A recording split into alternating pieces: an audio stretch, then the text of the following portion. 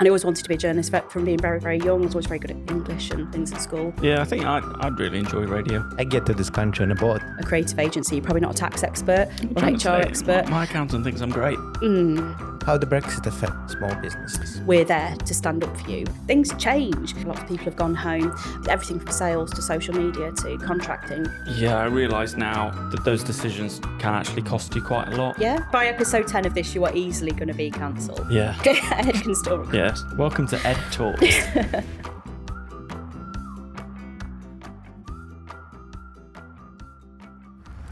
Hello and welcome to the next episode of TED Talks. Today we're going to talk about support for small businesses and how it's valuable to the startups. My name is Edgar, this is Tommy. Hello. But before we start, I want to ask you to subscribe to our channel, put the like button if the video will be valuable for you, leave a comment, and now we're going to introduce our guest. Katrina Pierce. Hello. Thank you for having me. I'm good, thank you. Thank you very much for having me. Yeah, we've just dragged you on. You didn't get a choice. You were. It's fine. I'm just fulfilling some diversity quotas, I think. So it's fine. I accept Yeah, it. but so's Edgar. I get to this country on a boat.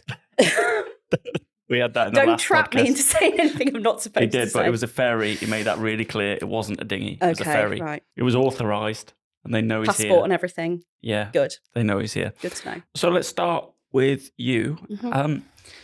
Who the devil are you?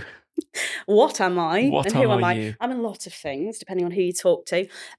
So in my role, I work for the Federation of Small Businesses. So I have a very, very broad role. It's quite a meaningless job title, I would say. It's development manager. So I'm not an entrepreneur, which is probably the first thing to outline, but I work with a huge amount of them. Primarily, I've had to distill it down. My role is a campaigner or a lobbyist on behalf of independent businesses, small businesses. FSB, we've been doing that for just short of 50 years, all across 4 nations of the UK. I have the great pleasure and privilege of doing that for all the businesses in Lincolnshire. I'm born and raised here. And yeah, on the day-to-day level, I work with councils, MPs, councillors, other campaigners, other industry bodies, and primarily small businesses to understand their needs, their wants, what's going well, where they need more support, where things are going horrendously wrong and we need to intervene and Like this campaign for podcast. them. Yeah, I'm going to have some words at the end. Okay, thanks. Yeah, we need. So yeah, primarily I'm a campaigner or a lobbyist for small businesses. And how did you get into that? Well, I'm vastly older than you, as you well know. Yeah, far you've got older 3 than years on us. than I pretend to be. So I originally trained as a journalist, and I always wanted to be a journalist from being very, very young. I was always very good at English and things at school. It's about the only thing I was interested in at school was English. And I also, Edgar, if you'd have been fucking interested in English, you'd have been able to nail the intro on the first one, not the fifth. maybe I should have done it. Well, to be fair, when I'm editing this episode, or any episode, and Here we go with the subtitles again. yeah, and I'm making subtitles. So there's a software what transcribing subtitles. It's picking up every word I'm saying, and when it's go to him, So it's full of always shit, the isn't guess. It's always the guess, especially when he say whoa. I I can believe it. I don't know need what no he meant. If convincing. it was but what, or it was bottle of water, or whatever, I don't know. And every time, I need no convincing. and you tell me that I have problem with English. You have my full support. He? Thank you. What? You're just making it worse for yourself. So back to me, obviously. It's not all about you, It is but all I'll about continue. me. So you did journalism. Yeah, so I wanted to be a journalist. I thought I wanted to be a hard news journalist. Now just do easy news. Now just anything that's soft and frivolous, really. And I did degree in journalism.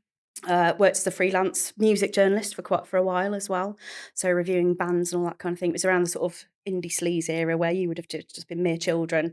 I was a proper indie kid, and that's where I kind of like honed my craft, I suppose, doing freelance music journalism. At the same time, needed an actual job that actually paid bills, etc.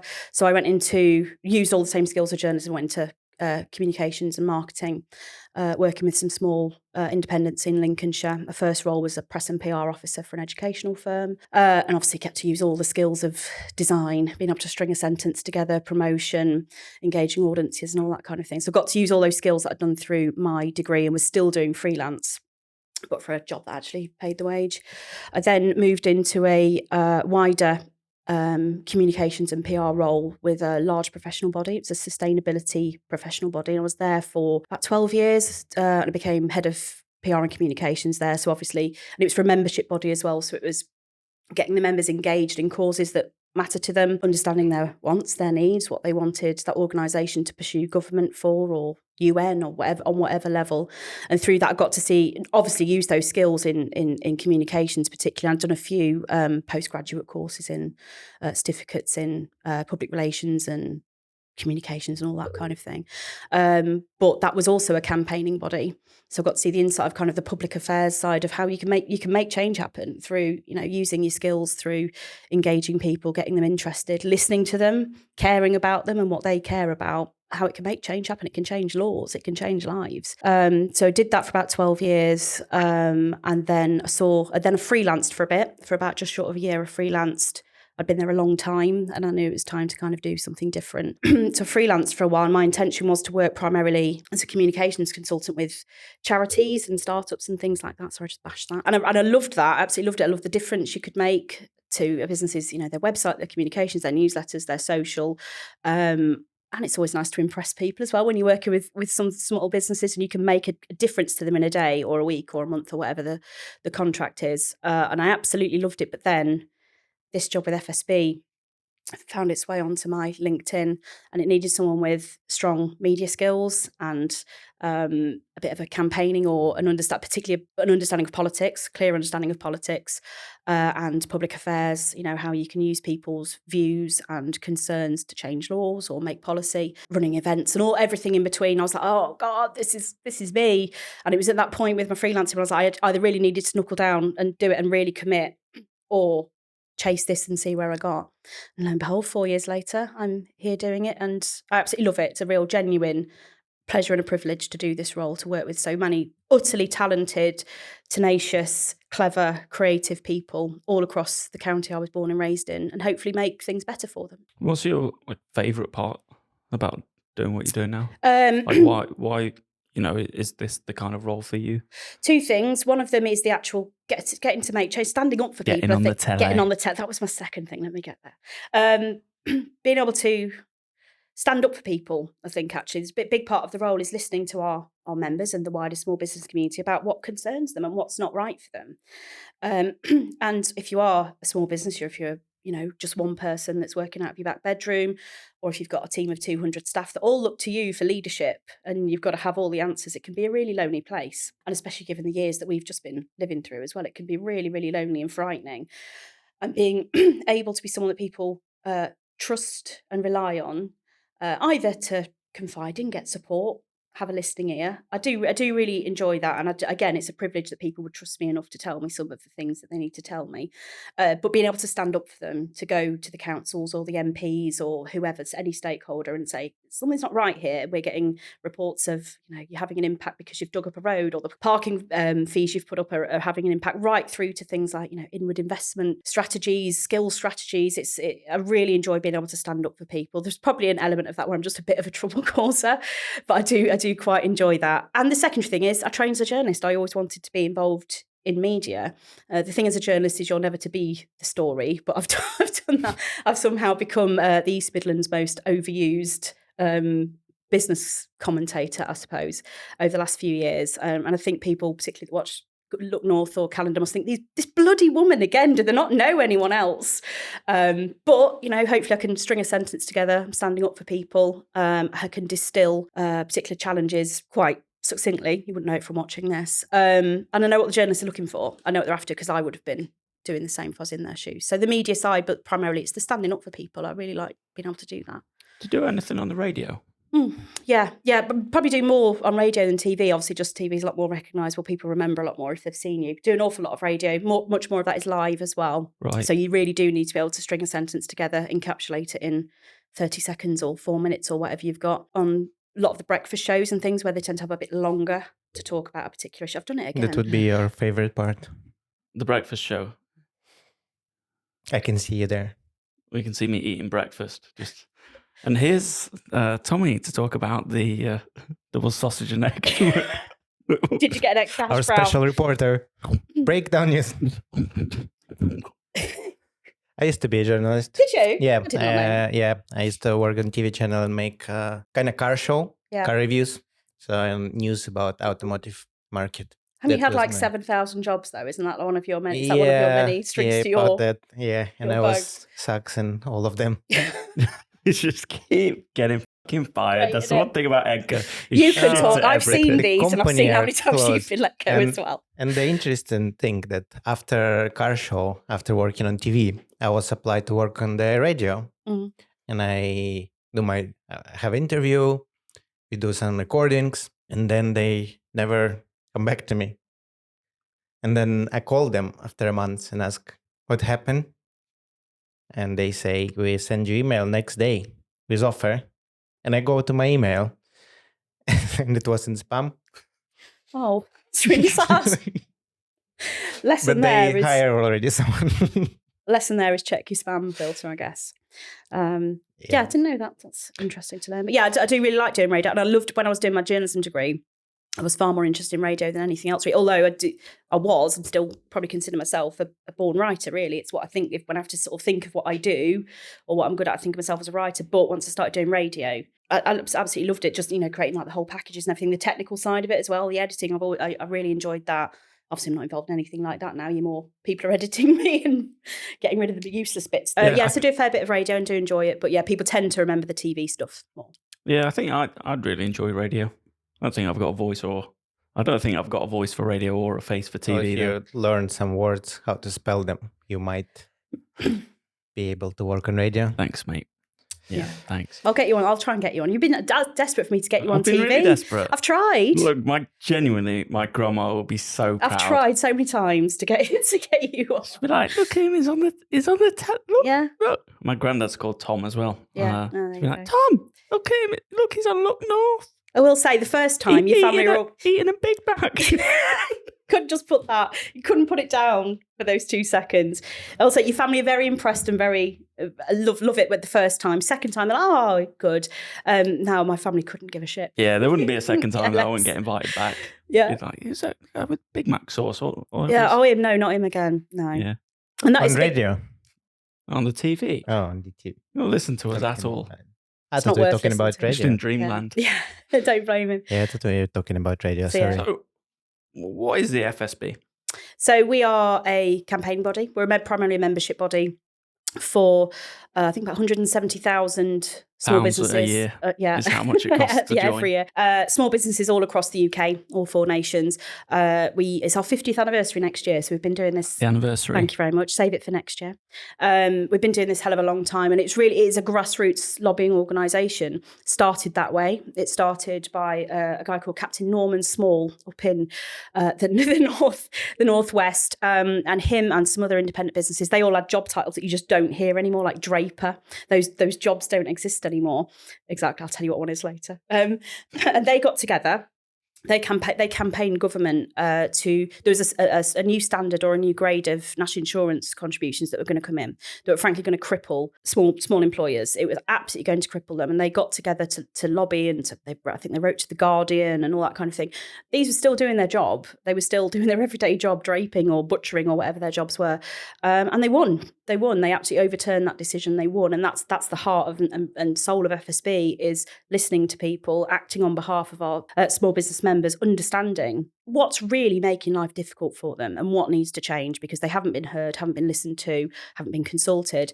That's our job, is to step in, to listen to you, understand the issue and liaise with whoever needs to be liaised with, whether that's the Prime Minister, the Chancellor, any of the business departments, through to the local council, the growth hub, the university, anything that's going to change that decision. We're there to stand up for you and lobby on behalf of it. Now, the reason we get to do that is because we've got so many members and government will listen to us because we're speaking up on behalf of a huge amount of businesses. So yeah, people join us to get a series of benefits. So the things that you probably don't want to do or an expert on when you run a small business, but you have to do. So things like tax, business banking, health and safety, anything regulatory, HR, anything like that, those fundamental functions of a small business, the chances are you're not an expert in. If you're a creative agency, you're probably not a tax expert or HR expert. My accountant thinks I'm great. I have no doubts, obviously. But we provide those services, legal support, everything that you would need to run your small business, and essentially have a ready-made team of not just capable people, but experts behind you, legal experts, health and safety experts, debt recovery experts, those people that can help your business run and make sure you've got a team of support, and it stops it being such a lonely place. So that's why people join. And then the benefit of us having so many members is we get to stand up for you and we get listened to. You remember? Yeah, so that's what I heard before I joined. And when I joined, not really get much from it. Well, I never asked, but... From the actual membership? Yeah. Yeah. Well, I suppose it's like a gym membership, really. If you don't use it, you'll not feel the benefit. Yeah. You'll not see the benefit and you'll not feel it. I'm going on events in pub. Yeah. That's all I'm doing. Yeah. And But that's I realized that... valuable-ish, but it's probably not going to change Yeah, your but life. I probably can visit them even if I wouldn't be a member. Some of them you can. Yeah, some you can.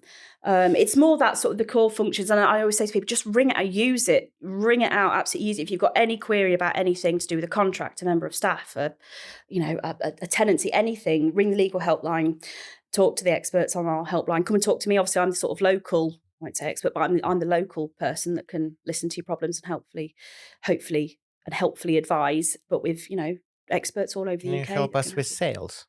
We can put you in touch with sales experts to either give you some training. We've got a skills hub. We've got thousands of guides and webinars and things that are locked down just for members to help you with everything from sales to social media to contracting to selling your business to scaling up, all of that kind of thing. Do you remember? Yeah. How many years? 2, is it? About 2. I think I've paid twice, so it's probably 1.5. So what do you get from it? I'll be honest, I don't engage too much with it. It's one of those where I do like the networking, but it's, for me, the reason why, because I didn't really use it too much last year, but the reason why I didn't cancel it was that there are all those behind the scenes benefits. So I'm aware, that there are legal helplines. You get like tax investigation insurance, which is a huge one. And to be honest, I think even if you never use any of the rest of the FSB services, it's worth signing up just for that insurance, because that insurance is expensive. It is, and also the stress of a tax investigation can I know of examples where it's put people in hospital. The stress of it and the fright of it either happening again. It's frightening stuff. Especially in my age. Especially at your age, mate, yeah. Katrina's older than you and she really doesn't fucking look it. What are you after? No, just this is the part of the podcast where we rinse Edgar for being 400 years old. How old are you? 32. I'm way older than you. Yeah, but you really don't look it. It's because I dye my hair. If I didn't, I probably would. You need to dye your hair, mate. Yeah, I'm an expert in that. I could. There we go. Yeah, that's some FSB support. Yeah, for you. There you go. I will dye your hair for you. I'm great at dyeing hair. We could do that next podcast. If you want, I can do a step-by-step guide on it. Honestly, I'm great at hairdresser level. Yeah. Anyway, my thing is that use it. Treat it. Yeah, if you want to treat it like an insurance that's running in the background, and if that suits you, then fine. But there's an awful lot there for you to use every day if you need it. Yeah, I think it's one of those things, obviously I see the value in it, or I wouldn't pay for it. It's difficult to remember, because I think as a growing business, and really we're coming to the end of being a startup, but still in that struggle, is you've got so much on all the time that it's just, it's the last thing that you think about. It's even like booking more networking events I forget about. I have to be prompted by the team now. Yeah. Like, you're doing any networking soon? And you're in that territory where you're locked into working in your business still, and it's very hard. It is hard to make the time to work on it and to free yourself from that. And it's hard. It can be almost impossible, but we do try and make it as easy as we can for you. And if I can do anything, and I always say to Matt, you pay my wages. You own me. And I will do anything I can to make our members' lives easier, happier, send you reminders if that's what it takes. That's what I'm here for. Same what I think police should say. Yeah, but you kind of own the police all the time. But then if you tell them that I'm paying your wages, they not react. No, they won't like that. I'd say they probably hear it a bit more than me. They love it. I would say they love it. Yeah, I don't mind. I genuinely, everyone has their permission, my permission to say that to me, but I don't know if they'd like it quite so much. Tell them. If you're ever in trouble, just say, look, I've just got here off the boat, and I just wanted to let you know I actually pay your wages. They'll let you go. You could be in the middle of a murder. They'll let you go. Try it. This is really bad advice. Yeah. So lobbying. Is there anything going through at the minute that has been lobbied against, Well, or anything recently that's notable? Yeah, I mean, locally, so I do two things really. I guess primarily it's on local level, so where there's issues. So Lincoln Christmas Market, the cancellation of that is probably a prime example where we have been informed of a decision that we believe will have a detrimental effect on the local business community, far wider and far deeper than has probably been expected. And also the way it was announced was pretty shocking. There was no consultation. There was no tremors of it coming. I found out a journalist rang me at 6:30 in the morning and said, what's your reaction to the cancellation of the market? And I was like, what? Wait, out? No, it hasn't. So even, someone in my position was finding out accidentally or at the last minute when the decision had been made, let alone our businesses who plan their year around that market and the income and the footfall and the staff they might need and the stock and that kind of thing. So that's something we've been lobbying against the decision, not necessarily the decision, but in making sure there was a consultation where businesses would get to speak up and have their say. Now we've got a new plan of events that's going to, I don't think it's a direct replacement, going to be on instead is probably the closest thing I could say. Proof will be in the pudding as to whether that actually works for our businesses. And it's time to move on. But that's a local issue. And there's other things as well. We're working with one of the councils on a new business-led leadership for the town that we're working on in Spalding to put businesses at the forefront of how the town is run, how things like signage and street cleaning and parking are done. So we do sort of doing lots of pockets of things locally all the time. But nationally, everything we hear about from members, whether they ring me up because they've got a complaint about the council or their business rates or the state of the high street, anything like that, we aggregate into our Westminster policy team.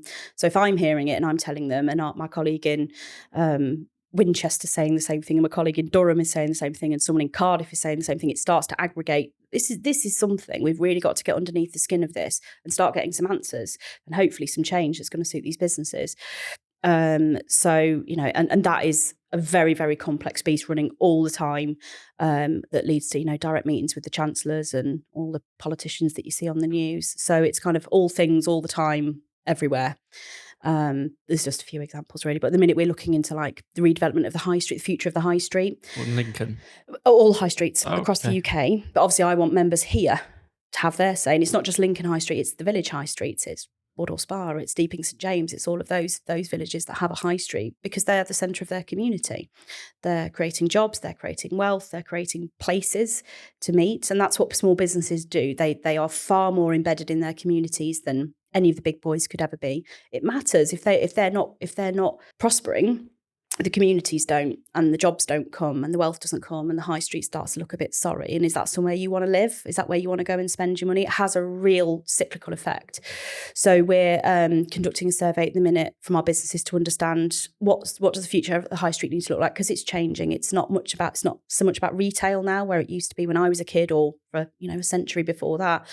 It's much more mixed use now of a bit of retail, a lot more hospitality, restaurants, hotels in city centres, also offices in city centres where they used to be on the office parks further out. You can see a lot of them pop up in former, boot stores or Debenham stores and things like that, where those big footprint nationals have gone. Those businesses, those buildings have got to do something. Some of them will turn to residential on high streets, which is something you didn't really see before. So we need to understand from our businesses what the opportunity is, where there are problems that they foresee, so that we can advise government on a way forward. No, obviously really early on in that, and it's not your job to come up with the answer, but do you have any opinions on where is it going to go?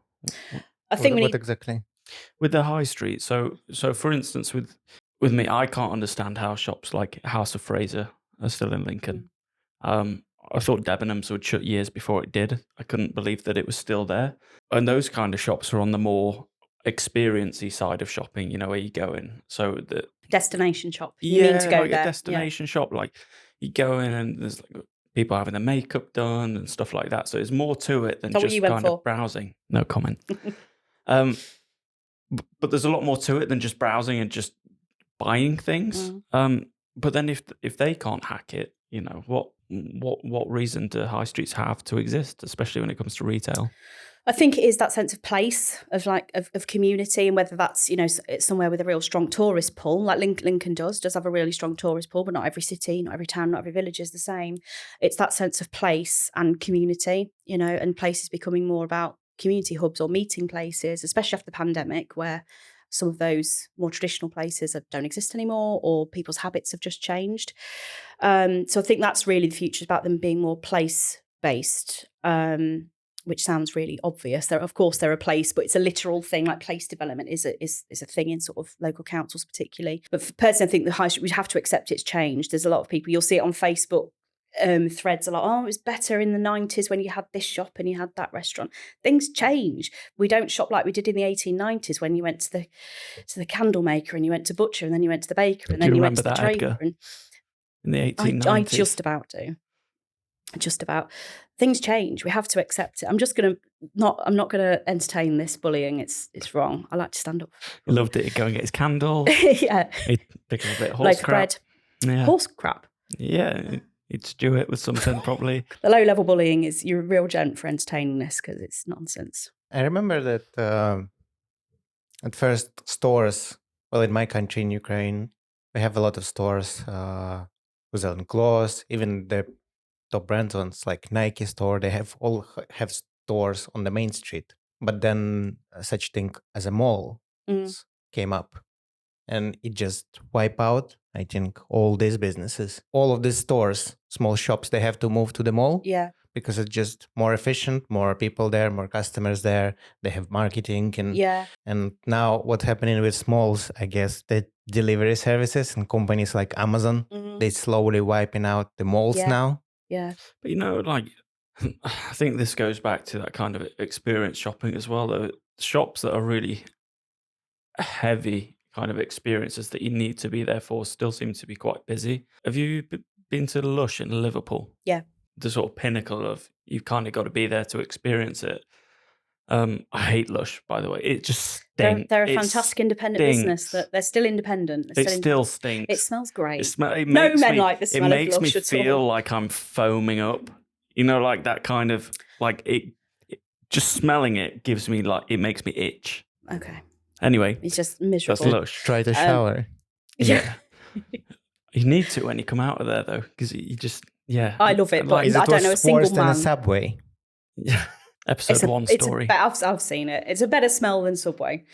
But yeah, and it's just gonna, for me anyway, it's gonna be interesting to see how do businesses adapt, because I feel like, if you give people a compelling reason to come and visit your shop that isn't buying things, it's about an experience. People will surely go, but it's how do people do it? My concerns, I think, if you think about the online shopping and offline shopping, for example, after COVID, that I like to go to offline shopping, but whenever I go there, they have nothing in stock, and they say, "Oh, we can bring it to you in 2 weeks," but then I can go on Amazon and get it cheaper tomorrow, and I'm always why should I pay you if you don't have it? But why you have a store then? Yeah, exactly. And that's been the driver of the change of the high street, is that we don't have to go to the high street, walk the pavement, go from shop to shop to shop, try things on, decide whether to buy it.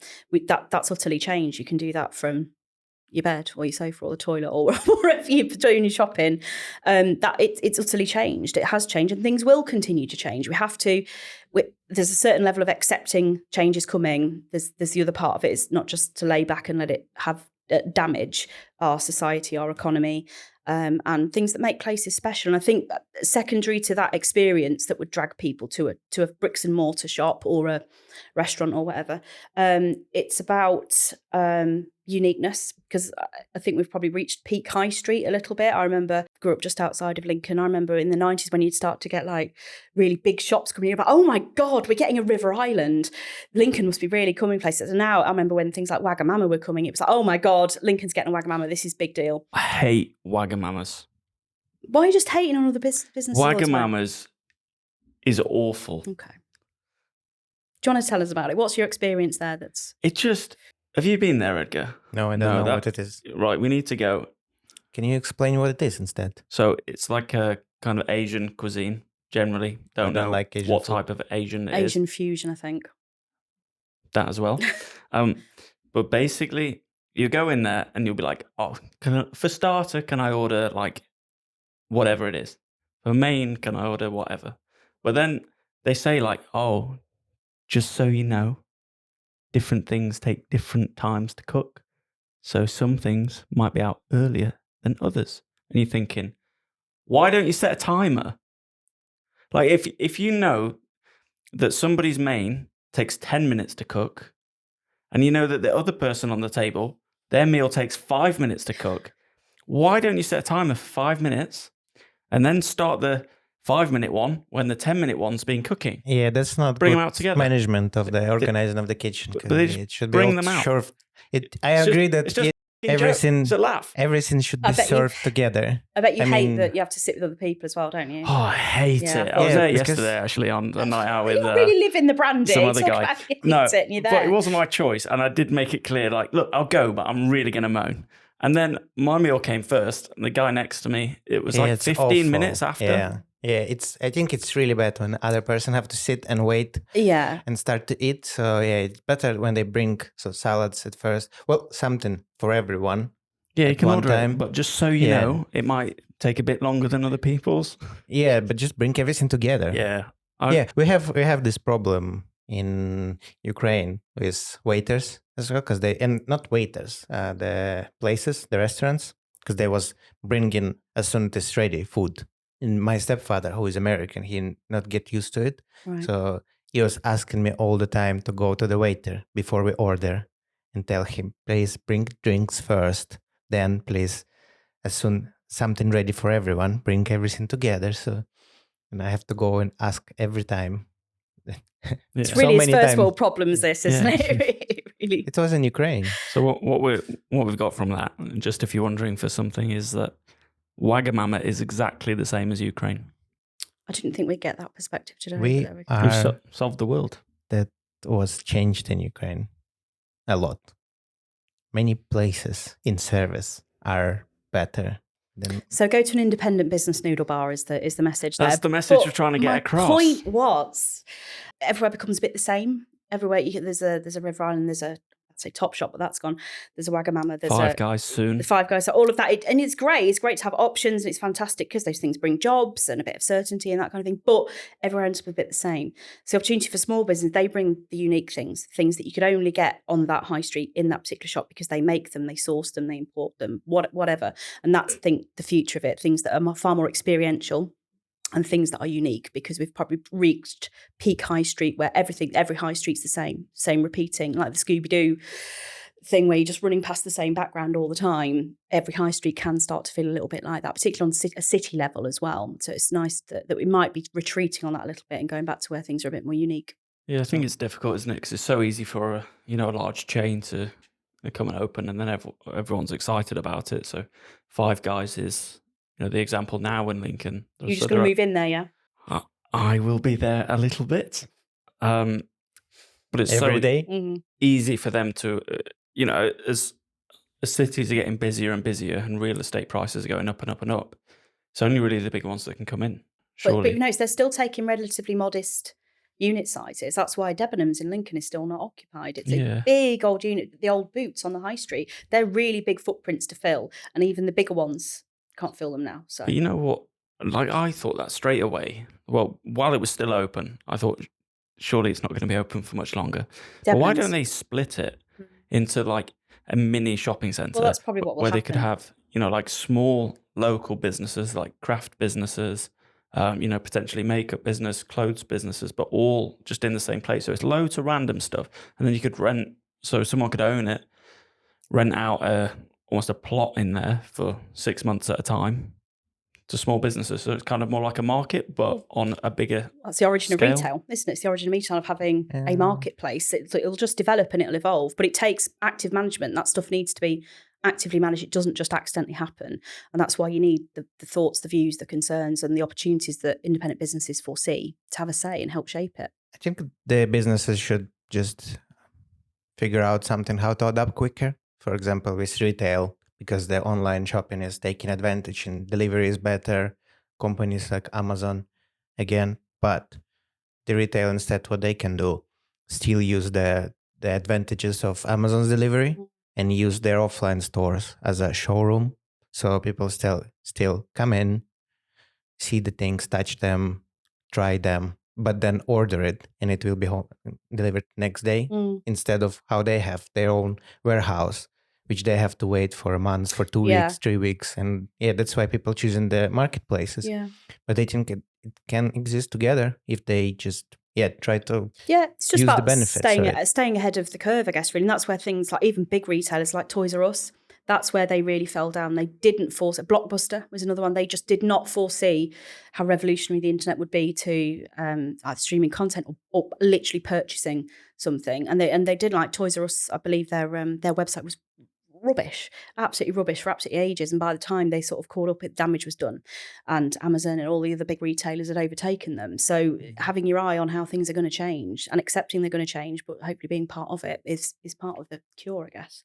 I have another question. So you have close communication with small businesses and deep in UK, in the middle, not in big cities. How the Brexit affecting small businesses? Here in Lincolnshire, one of the biggest impacts has been on the labour market and skills, particularly in certain parts of the south and east of the county as well, places like Spalding, Boston, Holbeach, those sort of areas. We had and still do have quite a large, particularly Eastern European population, and that's transformed the labour market there. There was a lot of roles to fill, a lot of people suddenly able to fill them, and then we've had that shrink back. Lots of people have gone home, and that's really impacting on those businesses, particularly in agriculture, retail, hospitality. They're now finding it very, very, very hard to fill those roles because the populace has shrunk back. People who want to do that certain type of work are not around, or not around on the scale that they once were. So that's been the biggest impact that we've seen so far, is one of recruitment, retention and labour market. They tried to send Edgar to work on a farm. Another one of your jobs. At the job centre. Really? Didn't get this one. Yeah, they tried to send him. Yeah. I think we covered that in another podcast though.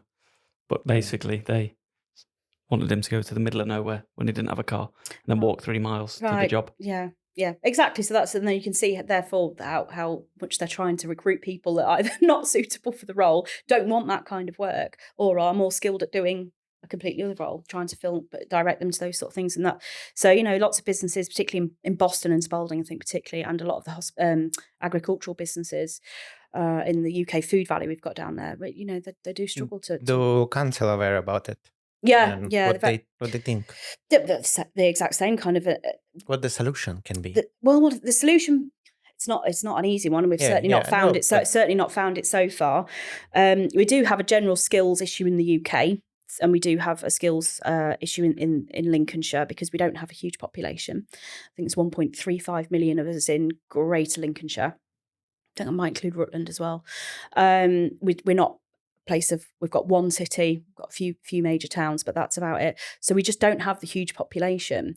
We also have some areas of deprivation, which affects people's likelihood to learn to a certain level, to earn to a certain level. And that then impacts on people's health, prosperity. It links to an awful lot of stuff having a sort of a relatively low skills level.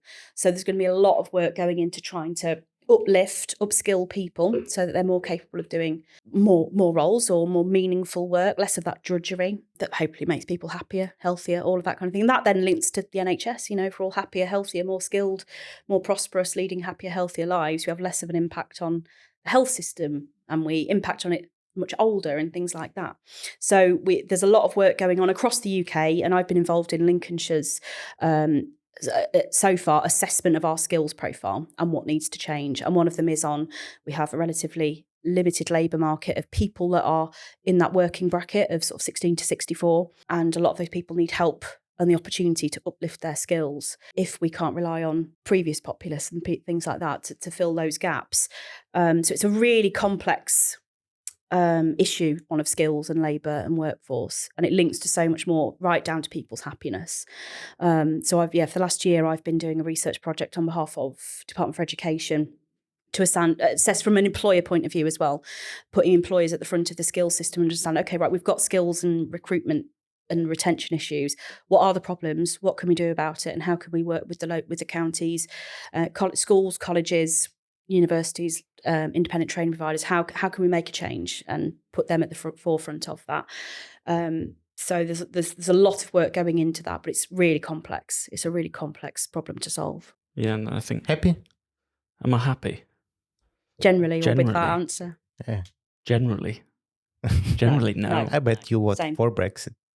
I didn't vote for Brexit. Well, you look like you are. I know I look like I'm that kind of guy.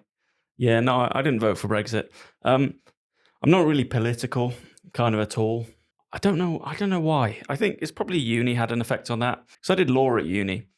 And I think when you start to think like a lawyer, and then you have an argument in your head. So for instance, you're like, oh, Brexit's good because X, Y, Z. But then the other side of your brain's like, no, it's not because of these other things. So I think any political opinion is really difficult because I always think of another 5 reasons why it's the wrong opinion to have. I think Brexit was something that,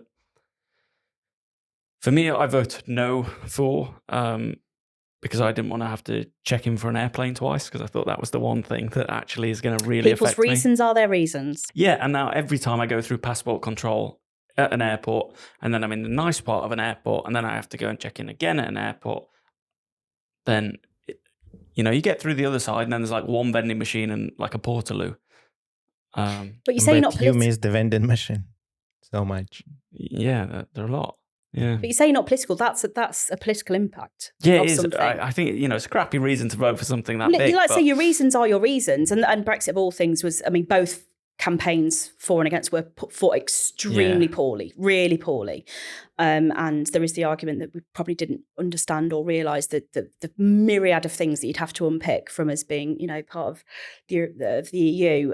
But people's reasons are they are. But I think when people say they're not political, when you really get down to it, most people are. They just don't realise it. So if you start talking about, how much council tax you pay, or how often your bins are emptied, or how much your car tax is for that year, or any that they're political I've got no issues. No idea to any of those questions. But I will say, and this is a very typical thing to say, but you do tend to get more politically minded as you get older, because you do, once you buy a house, you care very much. You care very much about what's happening in the Treasury and what impact that's going to have on every 0.5% of an interest rate rise. You start to care very much about those things, and therefore you start to care about who's making those decisions. Yeah, I'm care. Yeah, it's because I was watching the other day. You don't want to get sent back. The amount of taxes and council tax and all of that, I even have to pay. Yeah. That's probably more than I was paid anywhere else I lived, even like with garbage bins and stuff. Yeah, I know it's not a nice job, but they get paid for it. They agree to it. And the other day, paid pretty well. I think they do, yeah. Yeah. More than us. Yeah, well, would you want to do it? No. I don't like going outside. People. People. On my street particularly, I was even watched one time because I was standing after the garbage truck in the traffic because it blocked all the street. And the guy, he just bring my bin, open it, and there was 2 bags in it. He took one, throw it in. He didn't bother himself to lift up the bin and just throw it back. Like not even close to my house. But it's those things that impact on people. You'll probably think, next time there's council elections. And I'm thinking, why I'm paying for what? I mean, if you want the street lights on and police and all that kind of thing as well, there's a lot bound up in council tax. But it's those things, people's reasons, but you are what they are, and the things you care about, whether it's schools or your mortgage rate or your car tax or anything. Your reasons are your reasons, but you will find most things living in a society like in the way that it's structured. Most things do come down to someone's political decision making, and you do start to care about that an awful lot more as you get older. They not allow me to vote. Yeah, too right. That's too smart. This is the 5th podcast I've done with you. I know your opinions are garbage. You keep you away from it. And it's the same for businesses. They care very much about who's emptying their bins because it costs them money. They care very much who's making the decisions about local economy and investment and all that kind of thing, because it will either cost them money or will threaten their prosperity, or it will make their business. So you do, at heart, most people do care about politics. You just maybe not realising it. Yeah. I realise now, with a business, that those decisions can actually cost you quite a lot. Yeah. So when they put up, put up national insurance, they drop in dividend. I think less money in my pocket. That's it. It all comes, and that's what it'll come down to. It comes down to either your healthy happiness or your pocket, or a mixture of all those 3 things. That's why politics matters. And if they bugger about with it too much more, I'm going to have to start paying tax. Then you will go Diddles. to jail. Huh? Then you will go to jail. Then I'll go to jail. Yeah. Maybe you have to pay off that student loan And then eventually. other ones I'm not will paying the pay. student loan back. Yours is getting No written off when way. yours will get written I off. hope Yours is too big. That's something that I hope I can achieve. I was 37 before I paid mine off. And mine wasn't even, mine was nowhere near the heady heights of yours. I think mine's about 62 grand. I think mine was only about 22, and I was 37 before I paid mine off. I don't think it's possible. And the thing is, the longer you leave it, like the fact that, so I've not paid a penny of it off yet, because I think you have to clear 27. I don't know what it used to be. When I first started work, it was 14 grand, but that's ages ago. It doesn't include pension and stuff like that, or dividend. I don't know if it includes dividend, but yeah, I think if you don't start chewing into it straight away, don't worry about it. It'll get written off. Yeah, it'll eventually get written off. But so, some of us have gone through that pain. So, what the small businesses? What the common problem people come to you? What they ask in general? Average. The top ones are often around recruitment, trying to find people to actually do the jobs, that want to do it, that are capable of doing it, that fit the bill, that are up to the job. That's a real ongoing concern. The other one, and the biggest concern I have at the minute, because I hear it so much and have done for 3 or 4 years. Well, most of the time I've been doing this job. I think we've got a huge mental health crisis amongst small business owners, brewing, if not already blooming. I think the enormous stress, both refusing to. You're fine. I'm fine. You're absolutely fine. Not wrong with me. The enormous stress just of the pandemic, from the very first days that even a vague lockdown was being mentioned, the sheer fright that was putting that small business owners were feeling, because everything they'd ever worked for, they were worried that everything they'd ever worked for, put their time, their talent, their money into, was about to go down the toilet. Now, at first, that lockdown was supposed to be, was it 3 weeks to flatten the curve? Went on a little bit, didn't it? Went on just a little bit longer, and the longer it went on, and the more complex the rules around trading, having people in the office, going back to work, opening, being on the high street, being allowed to go across the county border, the longer that went on, and the more complex it became, and the money that people were losing. So if you were in hospitality, you probably got a couple of grants, and then they went, and there weren't enough to tide people over. The sheer strain and stress and fright that was having from the early days, that continues now, because the economy has not bounced back. There was the understanding, or the hope, when businesses were taking out all of those business interruption loans in the early days of COVID, that by the time you need to pay it back, don't worry, the economy will be booming, it'll be the roaring 20s again. You're not even going to notice that money leaving your bank account. That has not happened. That's not come to fruition. Things are hard. The economy is really volatile. Small business owners are very, very vulnerable to that. And the financial stress, the emotional stress and the fright, and especially if you've got employees as well, you're responsible for their mortgage and feeding their kids and all that sort of stuff. I've spoken to so many of them that are terrified and are stressed and are burnt out. I've had people in tears on the phone.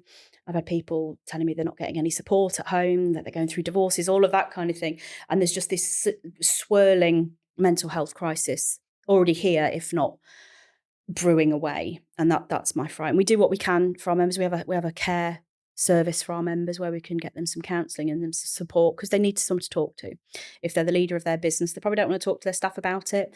If things aren't great at home and they're getting divorced, or they, whatever their circumstances might be, you have to have someone to talk to. The FSB have something like that. Yeah, we have the care service. Yeah, we do have that, and I heavily point our members towards that. You should call. I'll give you the number. They are fantastic. It's run by medical staff, and if we feel they need it, we can get counselling sessions for them, because we just, whatever we can do to take the strain. Cancelling session for you. Cancelling sessions. You do need to be cancelled. We need a cancelling session. Yeah, and they are fantastic. And I've had people, and a lot of time when people have rung me up about something that's bothering them, it might be they've been given a parking ticket for something they feel they shouldn't have got because they were doing a job or something. And usually if they're really ranting, really, really getting bent out of shape about it, I think there's more going on here. This isn't really about that. I could think of one instance particularly, and I think I just let him get it out. And I was like, hey, are you okay? And he immediately started crying. And he was on the phone, and I cry at everything anyway, so that was about enough to set me off as well. And it turned out he was going through an awfully hard time at home. His business had been really interrupted by COVID, absolutely laced with debt. And I think he said it was the first time someone had asked him if he was okay. And by the end of the day, we had him onto the care line and had some counselling. So that's not going to take all of his problems away. It's not going to sort the problems at home. It's not going to put money in his bank account. But it gives him an outlet. It makes him feel that he's certainly not on his own. He'd been able to talk to someone that cares about him. I don't really know him very well, but I care. As part of my job is to care about the members, and I genuinely do. I get very upset if they're upset. And I don't think I could do my job very well if I didn't care about them. I think knowing that you're not on your own in a very practical sense, there's someone you can ask about your tax and someone you can ask about health and safety or getting paid, but there's someone there that cares about you and wants to help you. So what there can be advice for entrepreneurs if they feel something mentally going wrong?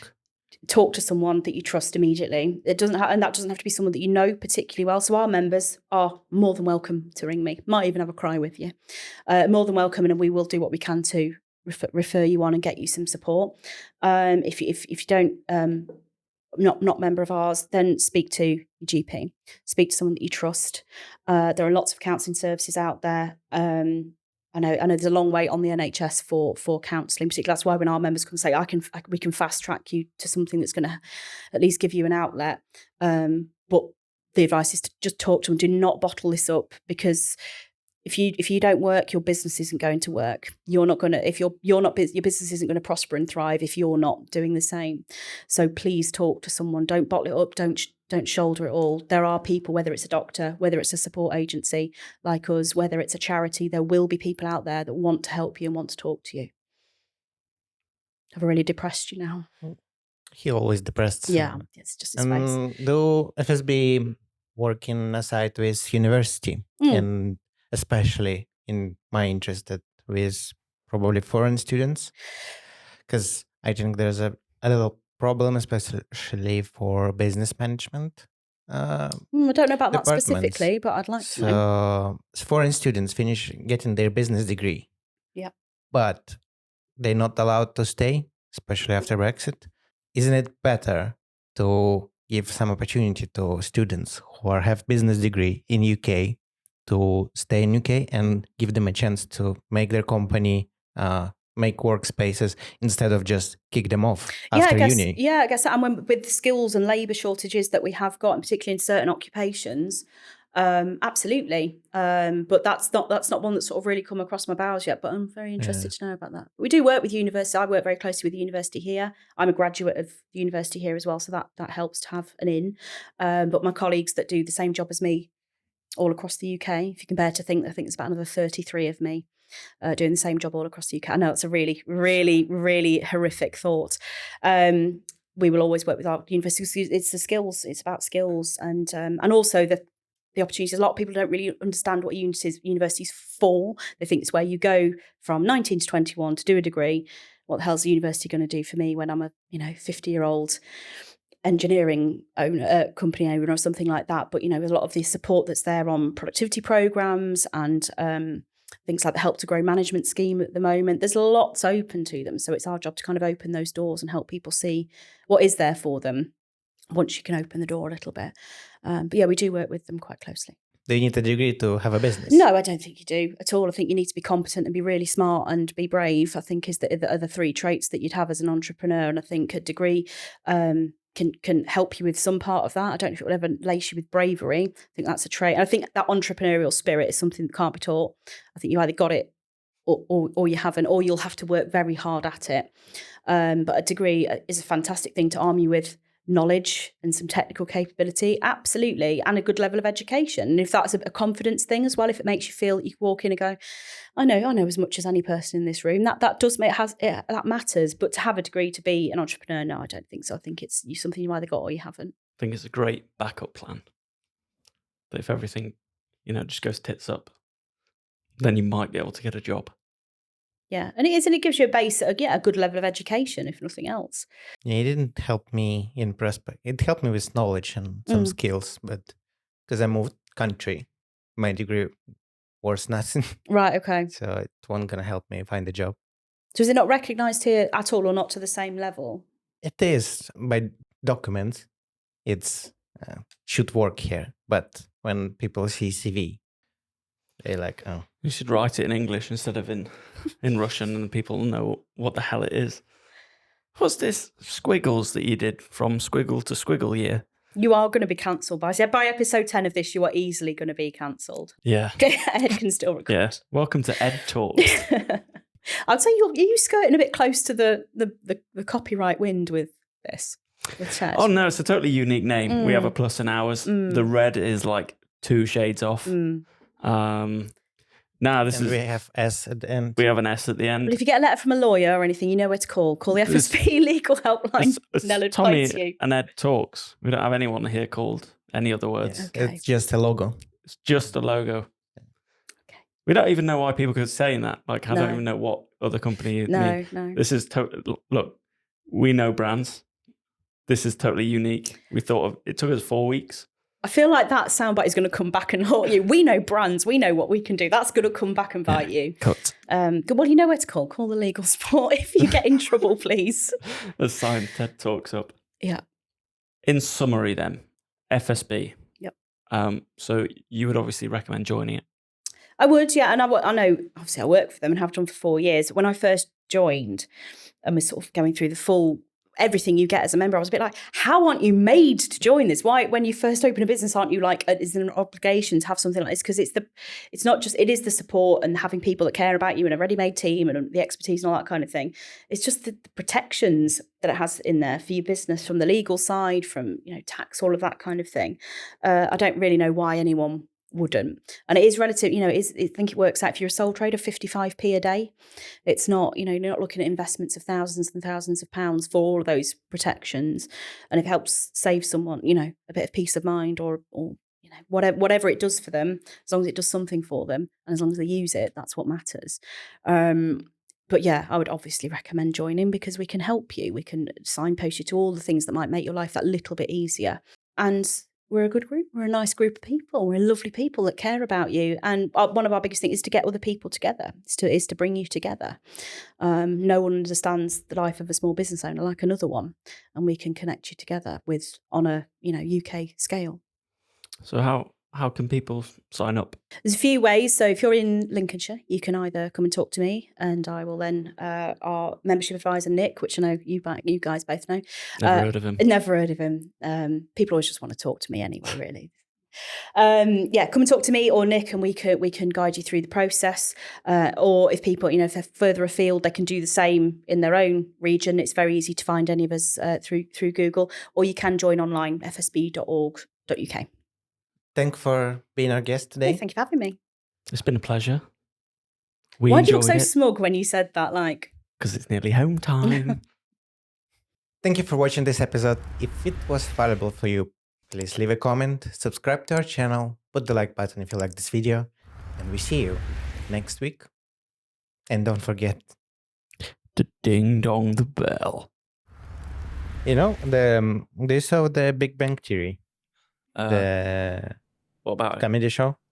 Remember Sheldon have the YouTube show about the flags. Oh shit! What was that called? Flags. No, it was Flags called something else, wasn't it? World Flags with Sheldon, something like this. Yeah. You're the resident Sheldon. Every time I'm seeing my intro, I feel like this.